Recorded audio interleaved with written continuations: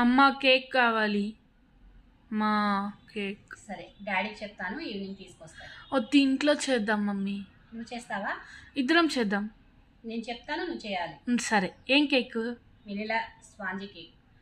సరే. ఒక కప్పు గోధుమ పిండిని జల్లించుకొని గిన్నెలో పోసుకోవాలి. స్పూన్ చొప్పున బేకింగ్ సోడా, వంట సోడా వేసుకోవాలి. ఇప్పుడు మిక్సీ జార్ తీసుకొని అందులో 2 కోడిగుడ్లను పగలగొట్టుకొని వేసుకోవాలి. 1 కప్ షుగర్, పాలు 1/2 కప్, వంట నూనె 1/2 కప్. ఫ్లేవర్ కోసం 4 యాలకులు వేసుకొని మెత్తగా గ్రైండ్ చేసుకొని కొద్దిగా వేసుకుంటూ పిండి మొత్తం కలుపుకోవాలి. ఇప్పుడు ఒక గిన్నెకి నూనె కానీ నెయ్యి కానీ రాసి కొంచెం గోధుమ పిండి వేసి ఇలా స్ప్రెడ్ చేయాలి. ఇప్పుడు మనం రెడీ చేసుకున్న కేక్ ప్యాటర్న్ వేసి ఒకసారి గిన్నెని ట్యాప్ చేయండి. ముందుగా హీట్ చేసుకున్న గిన్నెలో కేక్ ప్యాటర్ గిన్నెని పెట్టి పైన మూత పెట్టి కొంచెం బరువాడి పెట్టి 10 మినిట్స్ హై ఫ్లేమ్ లో 20 మినిట్స్ లో ఫ్లేమ్ లో ఉడికించండి. స్పూన్ కి అంటలేదంటే ఉడికినట్టే. వీడియోలో చూపిస్తున్నట్టు చాక్ తో అంచులమ్మట తిప్పి కేక్ గిన్నెని బాయిల్ వేయండి. ఓవెన్ లేకుండానే ఇంట్లోనే bakery style easy vanilla spongy cake ఒకసారి ట్రై చేయండి.